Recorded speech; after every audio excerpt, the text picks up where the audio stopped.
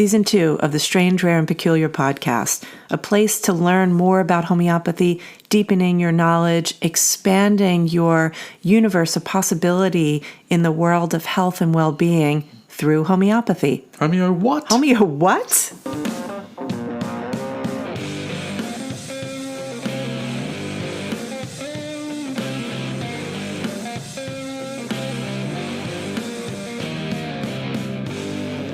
Good morning, good evening, and good afternoon, depending on wherever you are. My name's Alastair Gray, and I'm leading this podcast because Denise Straiges has a mouthful of her breakfast. Mm-hmm. No beverages today. No beverages today, nothing to speak of in that regard.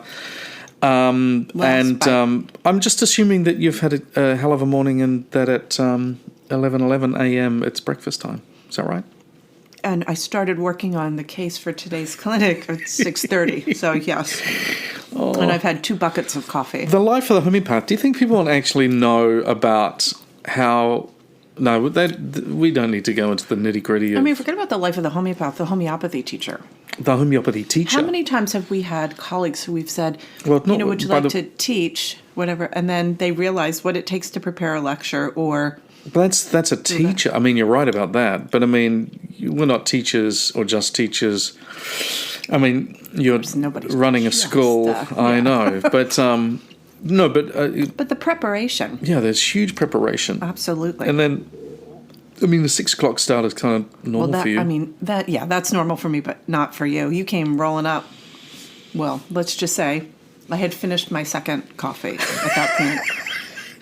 9 o'clock it was for me. I couldn't believe it. But that's just today, because I had no commitments. Early one yesterday, as I went off west into the remote parts of the Great Commonwealth of Pennsylvania to hand over $250 for a new lawnmower. Yes. Because, have we talked about the tree? I think we probably have. An 80-foot tree fell into our yard last week. Yes. Was it just last week? No, it's probably 2 weeks ago. It is actually 2 weeks, yeah. And big storms here, and it came down. It came down where I'd been mulching. 15 minutes I'm a before. mulcher, folks, if you're interested. I'm sure you are. I'm a mulcher of last year's leaves. I've got to deal with the gentleman that rakes by hand the entire property next door, and he fills bags of leaves and then throws them over the fence. And then I mulch them and turn them into next year's amazing soil. It seems excessive to me, however, the amount of it that you do. No? But I think of the compost. Mm. Well, yeah, of course. I think about the compost all the time. Let me tell you about it, because I have been... See, you say to me, you don't listen to podcasts, but I scour YouTube for tips and tricks on... That's different than podcasts. Well, but so make sure it's damp. Yeah. Let it settle for a month, and then throw in a couple of hundred worms. Oops. And you have gold for next year. But you do DIY. You like a little DIY YouTube. Anyway, we need to talk about homeopathy. Well, we can talk about DIY homeopathy. No. Actually, if there's one facet of homeopathy that I don't want to talk about, it's DIY homeopathy. My goodness. We did that DIY dentistry. We haven't done that in a long time. Yeah. Folks, would you want to have your, beloved or your friend next door extract a tooth? Or fill a tooth. I'm more partial to having to do a filling. Oh, wow. Mm-hmm. Yeah. Yeah, having a drill in your mouth. We have the same approach when it comes to doing homeopathy. Homeopathy training. Yeah, the people who are learning how to treat complex cases, complex ailments and sufferings. Chronic cases, unraveling them. Leave it to the professionals. Having learned it from watching a couple of videos on YouTube and being in a Facebook group, it's like, no wonder, that whole trend of I'm going to do my own research. There are some experts who laugh at that. I subscribe to that. I think we should all be doing our own research, but there is a certain point where one must succumb to expertise. I think so. I might not have mentioned... Did I mention that the actual tree crushed the lawnmower? My previous lawnmower. I just think, tying up that, because clearly we're not talking about... Good. So the lawnmower has ceased to be, hence the new one. All right. Do you feel complete now with everyone understanding about your journey and your mower? I've sought and found closure. Good. So, as my friend Steve said. Oh, here we go. This could take a while. No, he said something which is interesting because he puts it up there with all of the other traits of human nature. Yeah. It's like we have a tendency as human beings to seek closure. For sure. It's really interesting, that one. Well, and it makes sense given what he does in his line of work. Now, Boenninghausen. Why are we talking about Boenninghausen again? Because the last time we didn't do a good job. I think we did a great job. Yeah, I think so too. Yeah.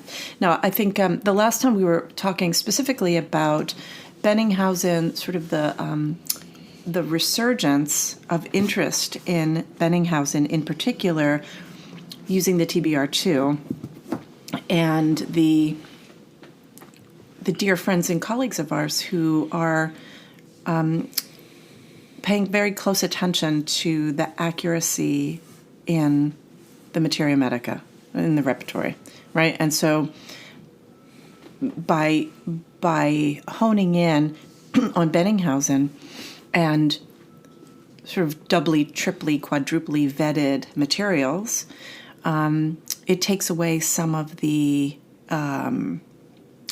angst of prescribing if you've got a remedy for which you may not know how much rigor has been placed in its provings or documentation of the clinical data, right?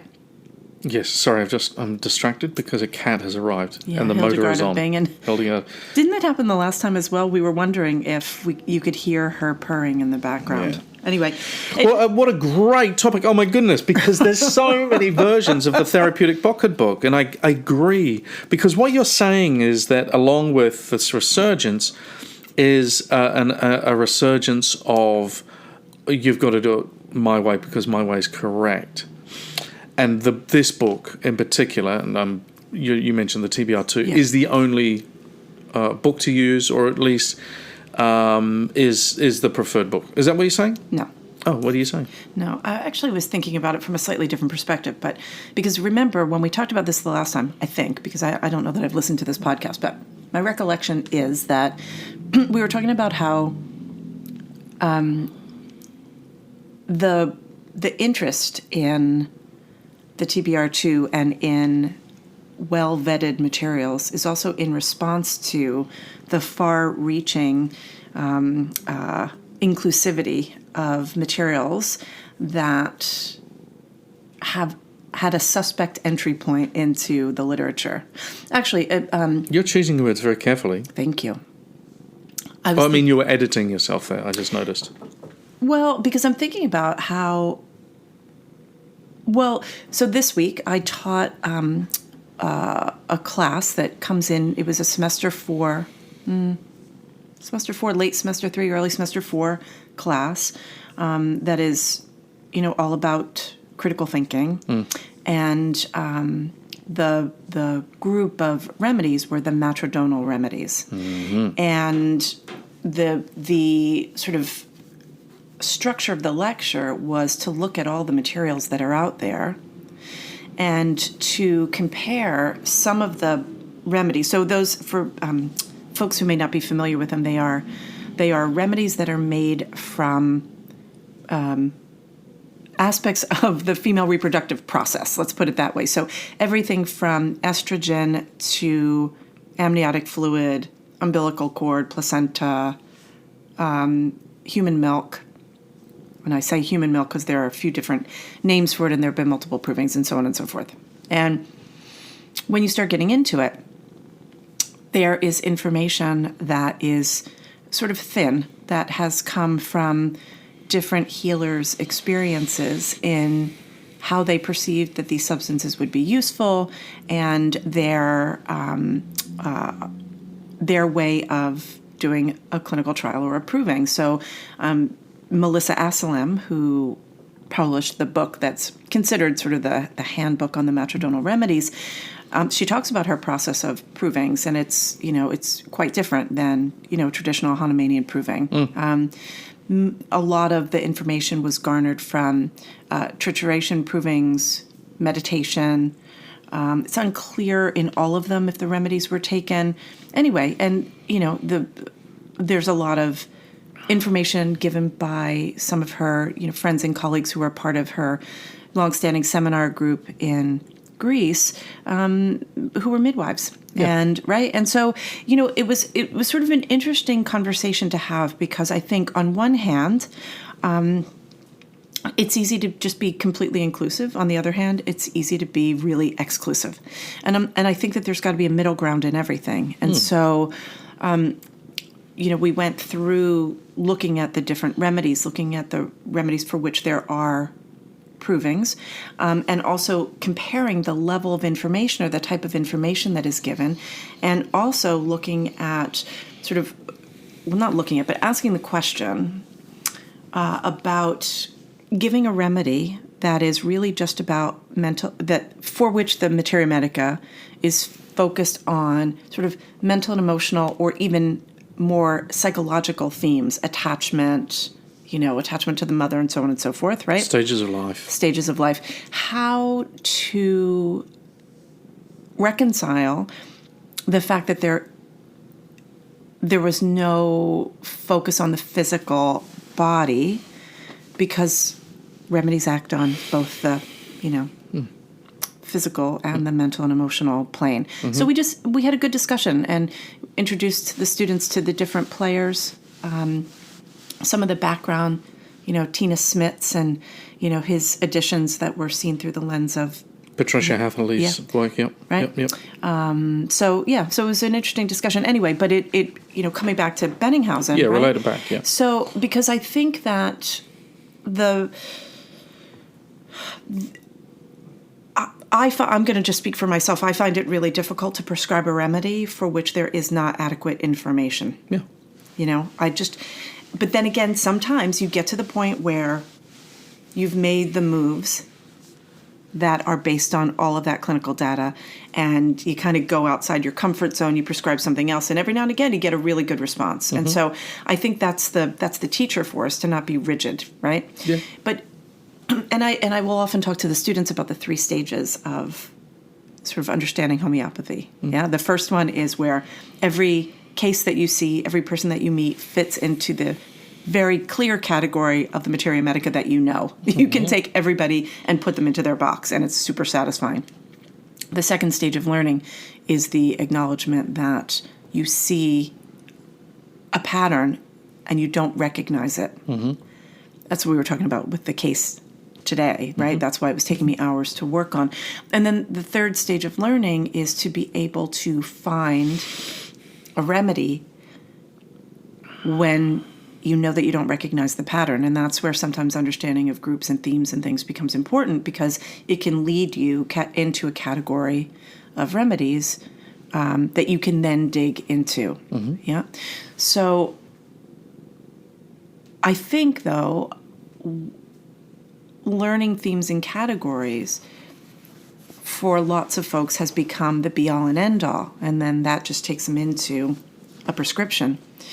Whereas knowing themes and categories and then going and investigating provings and the validity of the information that we have brings you to a tension point sometimes where you have to ask, am I willing to prescribe a remedy for which I don't have that information, right? And so I think the Boenninghausen folks are kind of holding fast to that.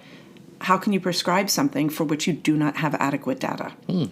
And I have to be honest that most of the time that's where I am. And mm-hmm. I think that being an educator, I feel a certain responsibility to hold that a lot of the time. Where do you sit with that?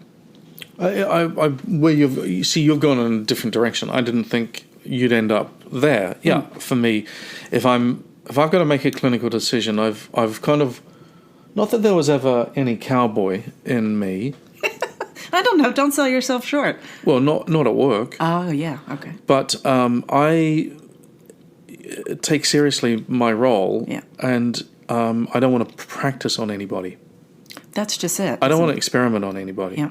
And so, there's been times that, say, for example, I can think of a time maybe back in the 90s where I would have prescribed Agathis australis because I was all enthusiastic about it, because I wrote up the proving, right? I didn't do the proving, but I wrote up the proving on behalf of Misha. And then I saw it everywhere, kind of like what you were saying. And so, I think there's a willingness with some homeopaths to prescribe a little liberally, put it that way. But hang on, though, you, having written up the proving, would have had then information. You would have been... Yeah, but I saw it everywhere, But did it work? In a bunch of occasions, no. Oh, okay. Yeah, but so maybe the example wasn't a great example. But anyway, if I find... See, look, I'm fascinated by Chanel No. 5.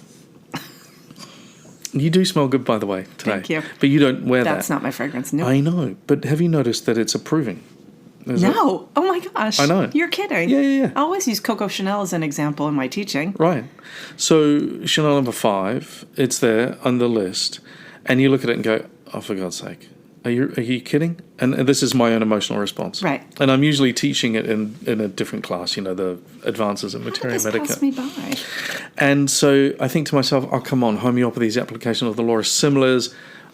Come on, we need poisons. We need stuff that does stuff to healthy people. Synthetic perfumes do have poisons in them. Well, it's interesting because to me, then I think, well, hang on, that's just like the proving of chocolate.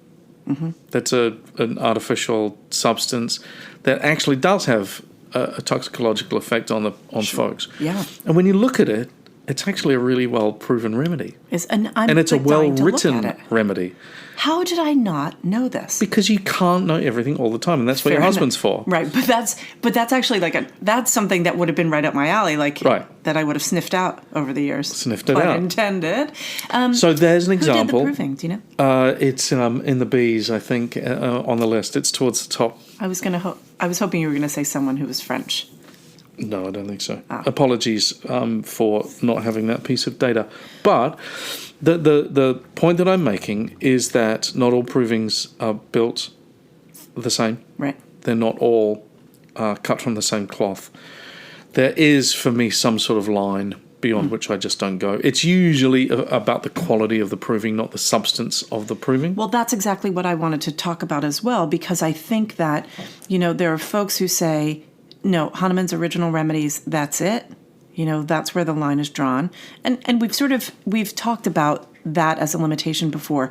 But then there are folks who are hung up on the substances should be medicinal in nature. And I think that that's missing part of what Hahnemann, part of the mandate. And actually, I didn't bring my organon up, and you start talking, I'm going to find where's yours?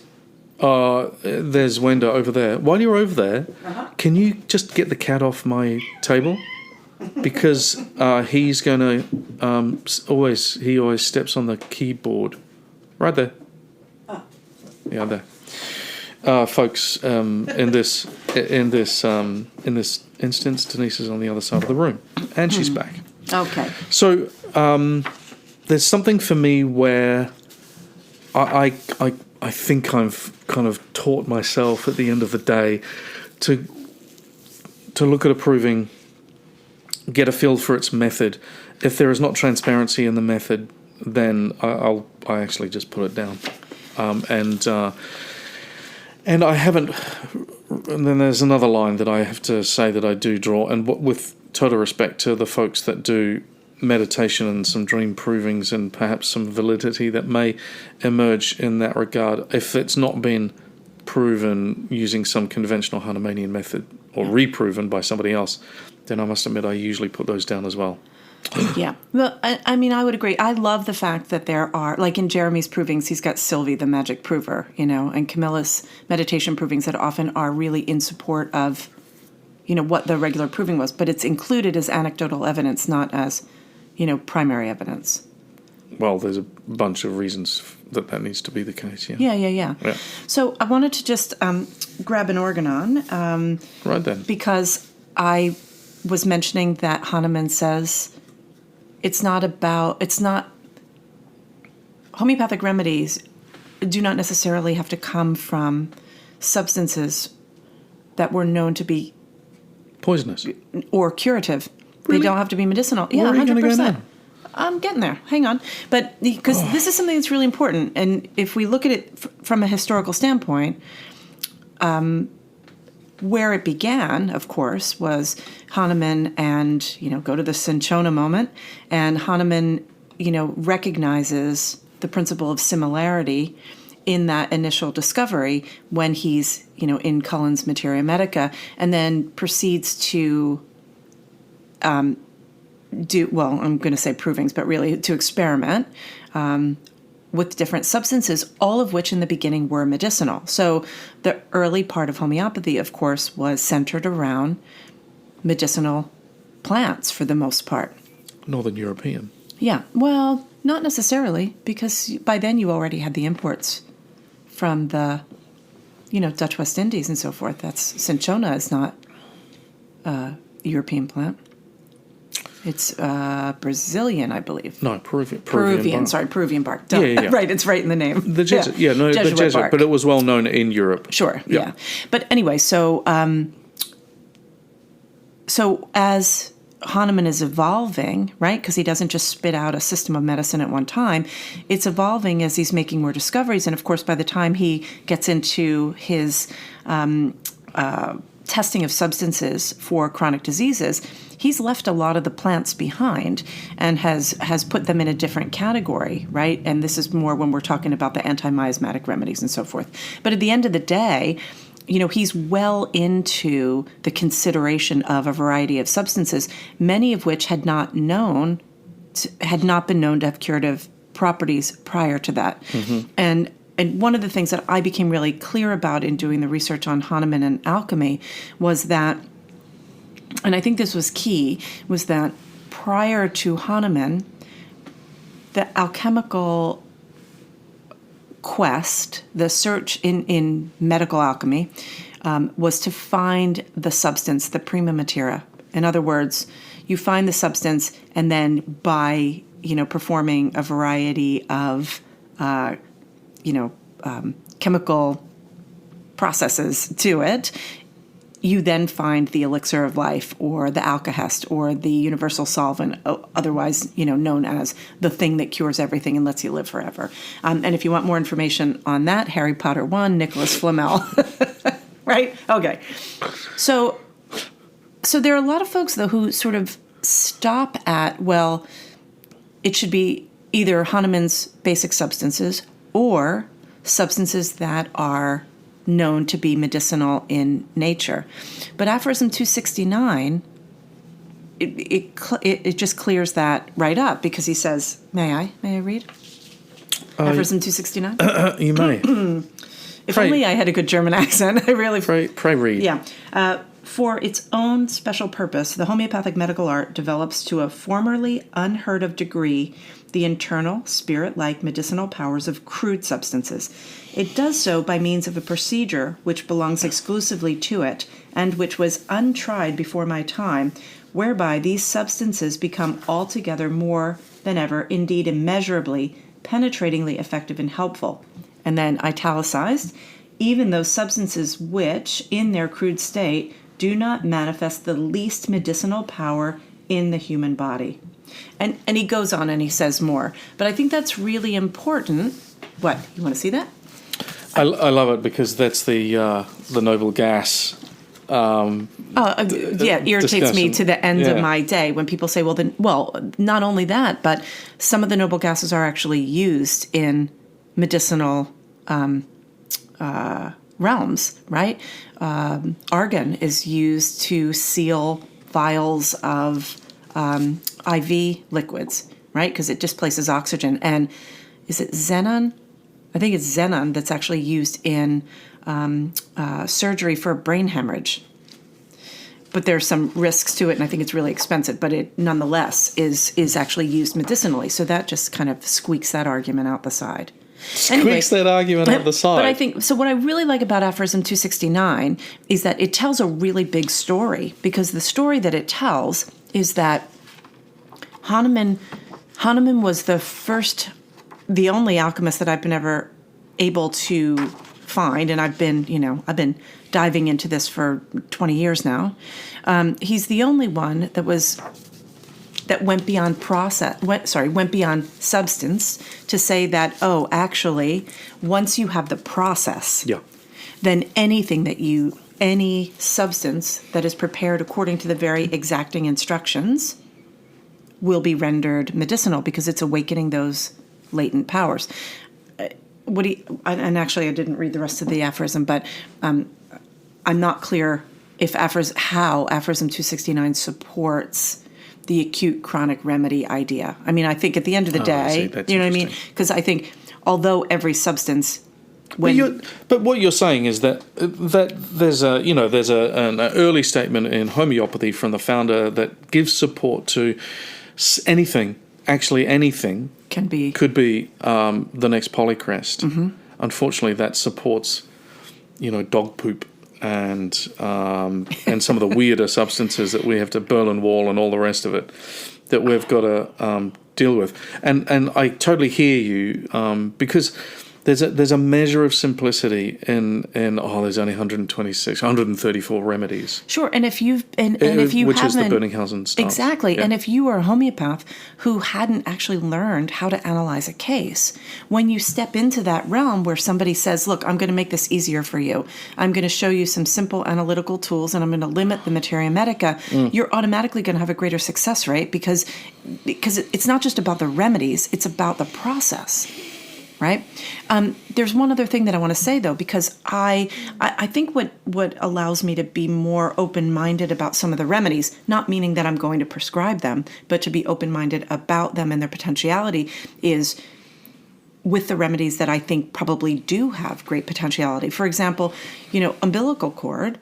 Yeah? I mean, think about their stem cells in umbilical cord. I mean, there's the life-giving properties in amniotic fluid, right? The placenta. I mean, these are all substances that I think would, when fully developed into materia medica, would have a lot of information. The thing is, there haven't been adequate enough provings to really see what's possible. Yeah, that's legit. Right? Yeah. So you're saying that you're in a way, because we're miles away from Boenninghausen, but you're saying that you're a bit more liberal in the number of remedies that you look at based on their quality. As long as there's decent quality to the provings, then you're going to include them in your analysis. And I think as an educator... Do you know that... Sorry, go. I was just going to finish out the statement by saying, as an educator, making sure that students know that when you do a repertorization, just because it comes up in your repertorization doesn't mean that it is a remedy that has an adequate proving. Lots of things make it into the repertory and the materia medica that aren't well proven. And so... there's this idea that you're espousing has been around since I think about 2000, the year 2000. In 2000, it could have been a year or two before, but Van Zandvoort came out with a new repertory. Do you remember? Yeah. Universal. Yeah. And I used it because, folks, I don't know if you know this, in my own mind, I've never talked to Roger about this before, but in my own mind, he designed a piece of software that was able to crawl through provings and create Boenninghausen-style rubrics. Yep. And he did. And so suddenly you've got a repertory that had a different style of rubrics to the synthesis or the Kent tradition rubrics. It was in the Boenninghausen style, but it had all remedies, not 134. Yeah. Or actually 126 from the first Boenninghausen. So I used it and I launched into it, and there's this era where I look back at my cases and all my clipboards are universal, and if I'm teaching some of those cases, students going, "What's that?" And then you've got to have that discussion. So that aside, or at least that aside, Demetriadis had a crack at Van Zandvoort. An article was published, Bogus Boenninghausen. And then I managed to get a hold of an email trail, a long email trail between the two of them. Ken Duran might have been involved. And the book disappeared. You know, it just and actually, I don't know that those two things are related, but I have a strong suspicion they are. And what Demetriadis was pointing out was various methodological holes in the way in which this style of process had gone about, because he argues and pretty strongly that the integrity of the Boenninghausen therapeutic pocketbook and the structure and the creation of the rubrics is done with a very, very set of specific assumptions and in mind. And it would be a very brave person, probably Demetriadis would say only me, that would be, you know, confident or able to do that. Yeah. When you say only me, you mean Demetriadis himself, not you. Yeah. Just to be clear, well, because he did, because he's added lachesis Yeah. to the pocketbook, and obviously that wasn't there, and a couple of other remedies, and you know, he's gone in deep into the again the methodological granular accuracy of all of the data, and where it's questionable, it doesn't get included. Yeah, and it's a really, you know, it's it's a tough thing to wrap your head around sometimes, sort of, because on one hand you've got unbridled, you know, progress. I hate to use the word progress. It's not progress. You know, people talk about how information. Yeah, that's it. Evolution of information. Yeah. Because people talk about, well, if Hahnemann were around, there would be additional iterations to, you know, to the organon and to the modality itself. Probably. Oh yeah. Yeah. What I would hope, you know, would have been the expansion of the psychosis chapter in chronic diseases, for example, to be more than a couple pages. And for further understanding of Sora, right? I think there's just more for us to know. And in lieu of that information, we've created secondary source materials to fill in the gaps. But the secondary sources stem from the post-Hahnemannian bioreductionistic understanding. So it's missing. It's missing a big part of the philosophy. Something else I was teaching this week, and it really, I think it was really hard for some of the students to grapple with imperfect information, incomplete information, and make clinical decisions. Yeah, for sure. Right. I totally agree. I would love to have a conversation. Not saying this one's done, but it just in my mind, because I would love to talk with you about traditional evidence and scientific evidence, primary sources and secondary sources. Those two things, I think, I would like to noodle out in some real depth. But going back to this point, so I think the first thing you're saying is a really well made point. Are you going to stop with 134 remedies? Your answer is no, because there are some really well proven remedies out there of relevant, good substances, and they can do the same thing. The problem is you're never going to find them in the Boenninghausen repertory. Right. Now, Straiges has, I'm going to say, you know, this would be my critically thinking, you know, with that hat on. I think he's done a pretty good job. And Frederick, if you're listening, you know, I love your work. But in creating a repertory that tries to combine Boenninghausen rubrics and traditional Kentian rubrics, I think there's some big questions about the integrity of the whole body of the thing. So, you know, now you can generalize the modalities and find all of the modalities, and if you've got your spacebar on and locked, then you'll see who put those remedies there. Right. Oh, it's Boenninghausen.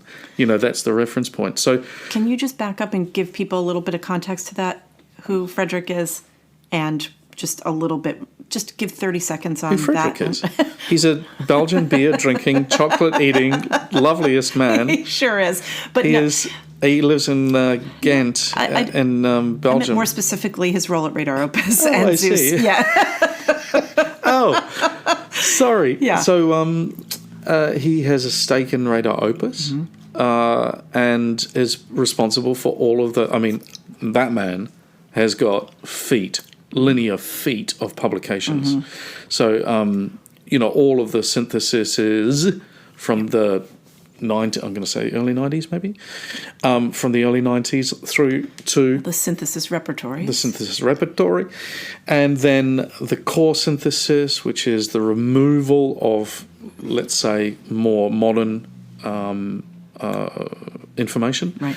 And then the treasure edition, which was 2013, I believe, and until recently was his, if you like, latest work, even though he refined it. Well, and then the Adonis repertory. Yeah. So that's all in the same lineage as Kent's repertory. He has solved and fixed the problems that plagued Kent's repertory, the typos and the mistakes and those things. But it's grown and grown and grown, and because if you look at a rubric in Kent's repertory, say fear of dogs, there's 6 remedies, and now there's 110. Yeah. And to say this in English for the people who might be what do you mean? To it, just talking English. My job to pull it back a little bit. So just a translation. What Alastair is talking about is that the repertory, which is an index of symptoms, has grown from its earliest days of Hahnemann cutting and pasting little strips of paper and creating, like a poster board with all of the symptoms to what we have today. And that along the way, there have been a variety of iterations that reflect the trends in homeopathy at the time and the attempt for each of the editors of the repertory to kind of make a statement with it.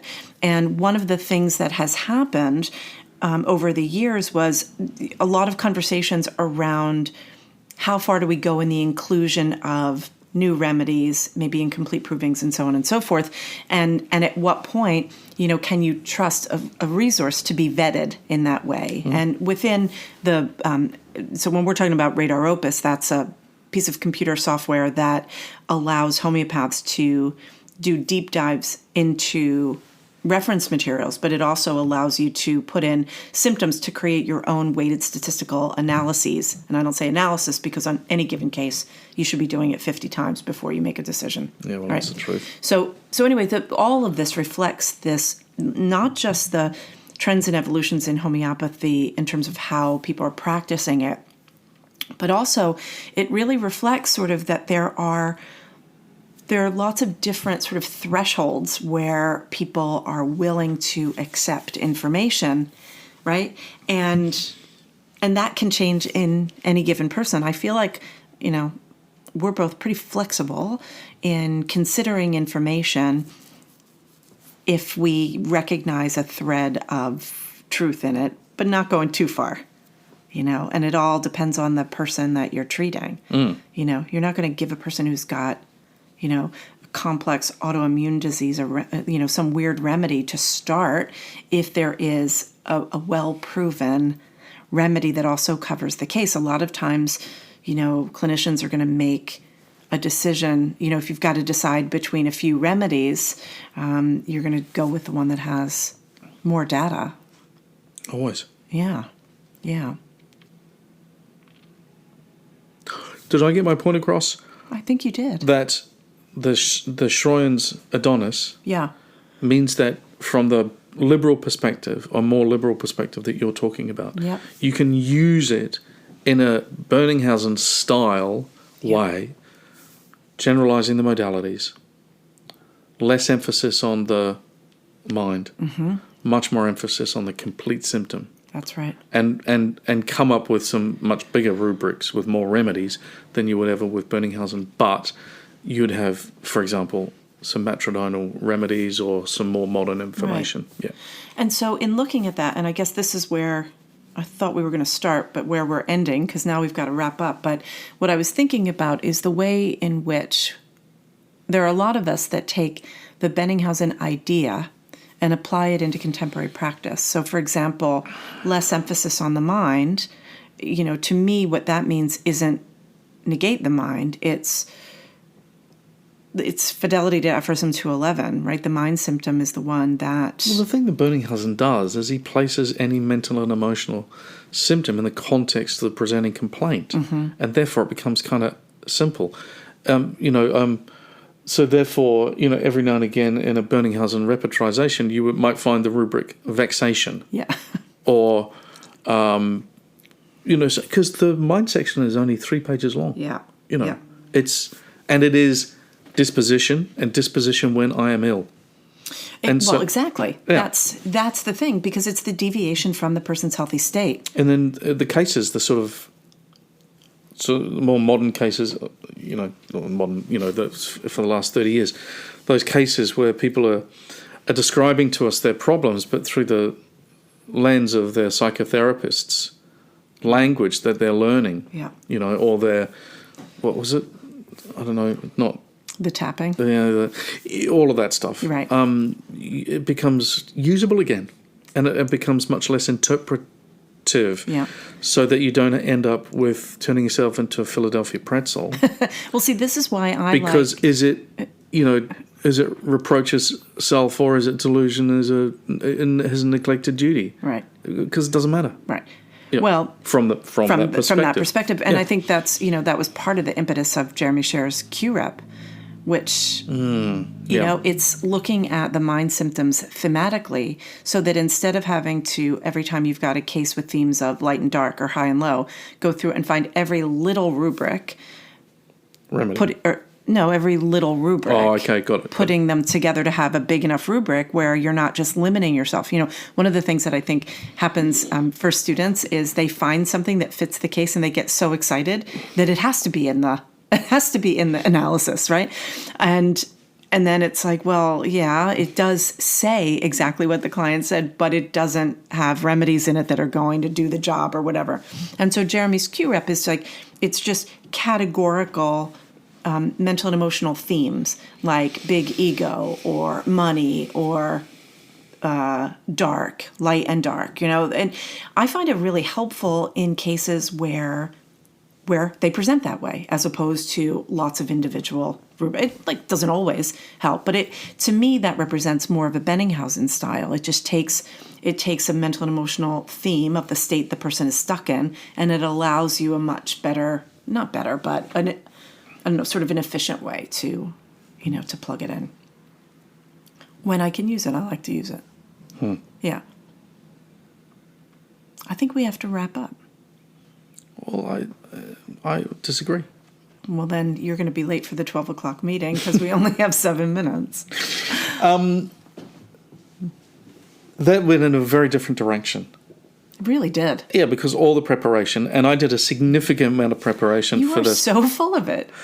I was going to talk about other stuff. What significant preparation is that you plugged in the microphone and you got the podcast recording app open. Let's just be clear, people.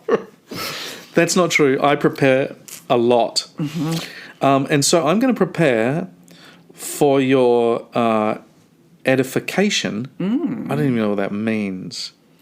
For next week, a discussion about scientific and traditional knowledge in homeopathy. I love it. I'm excited. Oh, good. And hopefully we're going to remember and talk about that. Yeah. Let's go make a cup of tea and get ready for the next meeting. Cup of tea? Cup of tea. All right, you're on. All right, everybody. See you, folks. Thanks for listening. Take care. Put the baby in the bath. What does that have to do with anything? Well, because that's what people are doing right now. Keep your eyes on the road. Put the baby in the bath. Okay. Well, because when people are doing podcasts, they're doing other stuff at the same time. So they're bathing the kids. Okay. Or taking the dog to get its nails done. Mowing the lawn. Doing the dishes. Yeah, right. Or driving stuff. Okay. So, all right. All right, put the baby in the bath then. All right, see ya. Bye. Ridiculous. You're ridiculous. Home Foundation is hard at work. The practitioner-generated research network is like nothing the homeopathy community has seen before. Through the PGRN, we will be able to bring groundbreaking research to the world that will help protect homeopathy for generations to come. Learn more about how you can contribute to research at homefoundation.org. That's home, HOHM, foundation.org.